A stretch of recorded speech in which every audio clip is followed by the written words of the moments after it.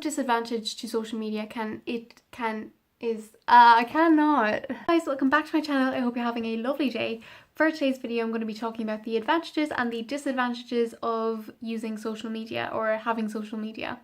And basically I just have this video because I use social media a lot. I'm always on it, and basically I was just thinking of the advantages and the disadvantages in my head, and I was like, okay, I should make a video on this. Also, I got this top from Wish and it is so cute. Like, this was €2. It was €4 including shipping and stuff, but it is super cute. I have a red lip on, messy hair, messy makeup, but you know what, we're gonna roll with it.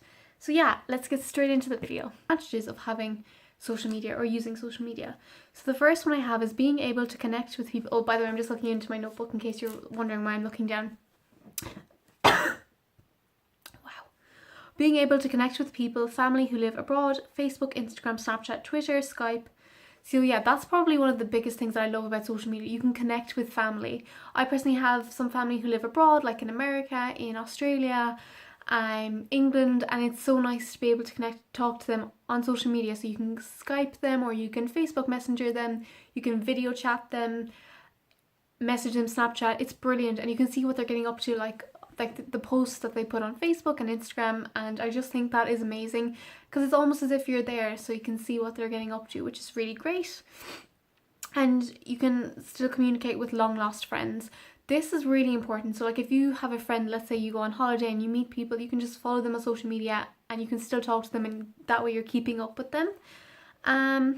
Being able to talk to people regardless of location. That's kind of what I was just saying. Just even like if you live, let's say in Spain, you could be talking to someone who lives in Ireland, or you could be talking to somebody who lives in Australia, and that's a good thing, but also in turn a bad thing as well. You can build relationships.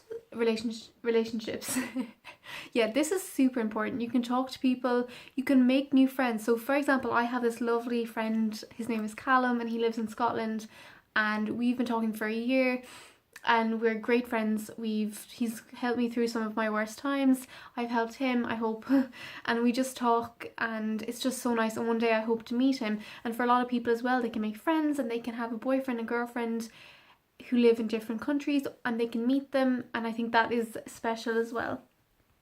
It can help people, it can educate people, so for example students and teachers. So a lot of my teachers will use like YouTube videos to educate us, or especially in maths and science, or history videos, and it just offers a different perspective on what you're talking about, because when you're learning from a book all the time, it does get very boring. So I think having the option to educate yourself on YouTube is great. And also when you get home, if you need help with your homework, you can just type in whatever it is that you need help with, and you can get help. And I think that is amazing. But it also can help people, for example, in mental health, and this is really important for me. I have anxiety, and the biggest help to me when I suppose the first time I found out that I had anxiety was through YouTube, and that was through Zoe. So Zoella, you might know her as, and her video she talked about social anxiety. At that point I was like, maybe I have social anxiety, because she talked about it on such a relatable way, and it just really made me feel like I wasn't alone. And for a lot of people as well who suffer with mental health, YouTube and social media in general can help them. It can also help with physical health. So let's say if you're finding you're a little bit unwell, you can Google symptoms, and it can lead you right to the thing that you have. Or sometimes it can also lead you astray, which is bad. But if let's say you're having common cold, it can help you like diagnose it, which is also a good thing and a bad thing. And it can also give you some treatments, some natural treatments as well, and it can help you stay fit and healthy. Like you can make right food choices and things like that by just researching it. You can follow people on social media, and they can help you feel better and make you laugh. So for example, YouTube has been the biggest thing for me that has helped make me feel good about myself. If I'm ever feeling crappy, I will look up Shane Dawson and I will watch his videos, because I just love him so much. He's incredible. He makes me laugh. I love his conspiracy theories. He's just so funny. Or if I watch other people like Zoe's vlogs make me so happy, and just loads of other YouTubers. And social media as well can really brighten your day. You can express yourself by having your own social media account. You can be creative and you can show off what you're good at. So this is I like this a lot, because on Instagram, let's say if you like photography, you can take pictures and you can tag other photography accounts, or you can get noticed by other photography accounts, and you both can support each other, and you can get you can feel good about what you're doing, and you can be creative. Or you can have a makeup account. Loads of people now have makeup accounts, and you can just get new ideas from them, and you can show off. Let's say if you're having a makeup account, you can show and you can bring yourself up. And if you've got art, if you're an artist or a dancer, or I'm trying to think, or a YouTuber even, you're just showing that creative side. Yeah, so that's what I like about it. You can like being showing other people your art, and that is a creative side to you. You can get inspired. Example, Pinterest or Tumblr. I find these two apps are brilliant for getting inspired with makeup, designing rooms, hairstyles, clothes, or clothes, sorry. Yeah, you can definitely get inspired. So I'll go onto Pinterest if I'm feeling a little bit unmotivated or uninspired, and I'll look up fitness, or I look up makeup, or YouTube ideas, or fitness, or room designs and stuff like that. And I just think it's so good because you can get inspired off other people, which can make you feel good as well. And you can also, on the other hand, inspire other people. Example, by having a YouTube channel, you can motivate people and educate people, share your experience, share your advice, grow a following, and make the world a better place. So this is definitely one of my favorite points about having social media. You can inspire other people. If you're posting content that motivates and helps other people, then that's brilliant. And by having a voice and saying what your experiences, you're helping people, and you're making them feel like they're not alone, and you're also just inspiring them on every level and making that person feel good. I think that's brilliant. Also, one of the things is on YouTube, if I'm ever going into a situation, or if I'm feeling like I'm doing something and I want to know other people's opinions on it, I'll just type it in YouTube. For example, if we're talking about like going for a job interview, that just came into my head, going for a job interview, you can watch other people's tips and their experiences, and I think that is brilliant. And by doing this, you can make the world a better place. If you're posting the right content and you're making people feel happier, then you are making the world a better place. Now, those are all the advantages I have. However, I do have some disadvantages. So the number one disadvantage I would say is cyberbullying. It can be easy for people to anonymously, I can't say that word, anonymously bully people. So people can create this social media account and it not be them, and they can, or they just don't have their name. It can just be a plain social media account. They can troll, so they can comment nasty things on people's Instagrams, on their Twitters and things like that. And I think that can, for some people, can't take that, and that can make them feel unhappy, and that can lead to mental health problems and lead to insecurities and low self-esteem. And I think people who cyberbully are honestly awful, because if you're spending time on somebody's Instagram account like just saying nasty things, then I think I think you like them. I don't think you dislike them. Also catfishing. So you can pretend to be somebody else. I've seen loads of people on Facebook who they've found a catfish account of them on Tinder or Facebook or Twitter or Instagram or YouTube even. No, not really YouTube, because you can't do that, but like dating apps or Facebook, where they're just using someone else's profile picture, and that's so sad. I feel sorry for people who feel like they have to use other people's profile pictures to get recognized. And I do feel sorry for that person, because that person clearly has self-esteem problems. So I just hope that person just sorts himself out and hopefully will feel better in the future. You can get addicted to social media. I know a lot of people who are addicted to social media, myself included. It can disturb personal life and relationships. If you're always on your phone or always checking social media, like when you're at home, you are in turn blocking out other people. Like, let's say if all of your friends are social media friends, you never leave your house and you just talk to those social media friends, you're not actually social in real life, if that makes sense. Example, for dating, there will always be somebody better.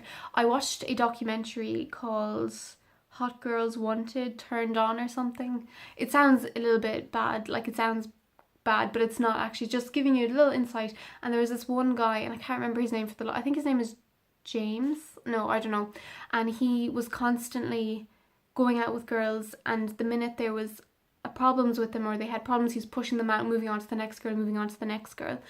And that is exactly what social media is kind of doing. It's kind of saying there's always going to be someone prettier, there's always going to be someone better. So if somebody has a fight with you, or you start to notice bad things about somebody, it's like, okay, fine, I'll just move on to somebody else.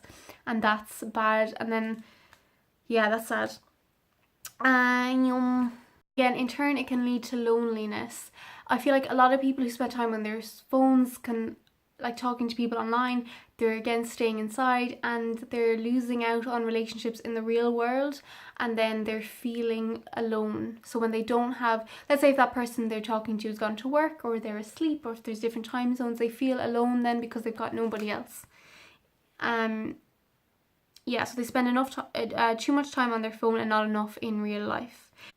A massive disadvantage to social media is that it can ruin somebody's reputation. So for example, if that person goes down into the porn industry, or if that person's nudes get leaked, or if they, for example, Logan Paul, if they do something stupid, their reputation can get destroyed.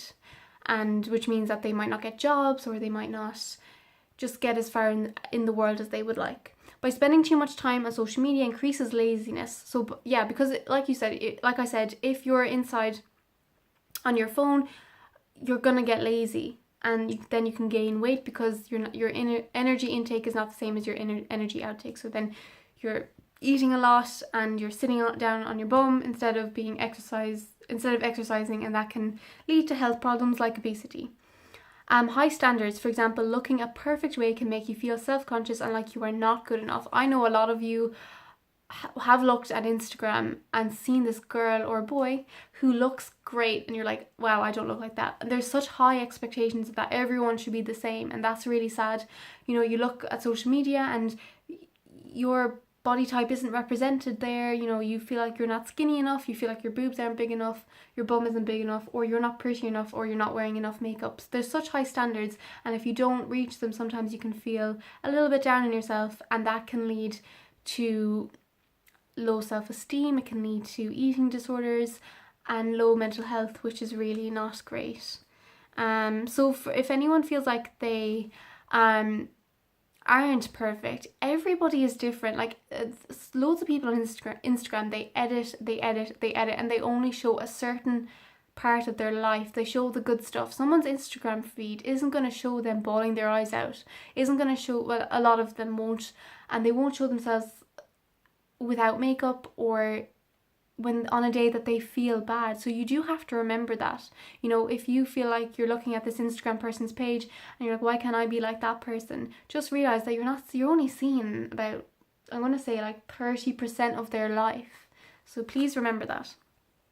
People are constantly on social media, in restaurants, etc. Now, nothing worse than going to a restaurant with your family and you look around and there's people with their families on their phones all the time. And I personally don't do that when I'm in a restaurant, unless there's like a silence, I'm just checking my phone or whatever for a few seconds. But we like to talk to each other. But then some people are just on their phones all the time and they're ignoring the people they're with. And again, that is creating a divide between social media and real life families, real life relationships. It can ruin a family closeness, that's for definite, on phone instead of quality family time. Now, I am very guilty of this. When we're watching TV or watching a movie, I'll be on my phone, and that's not fair, because I should be watching the movie with my family because that's quality time, or watching the TV show, and that's not good. A lot of people, when they're watching movies, they're just on their phones, and technically you're not spending time with your family.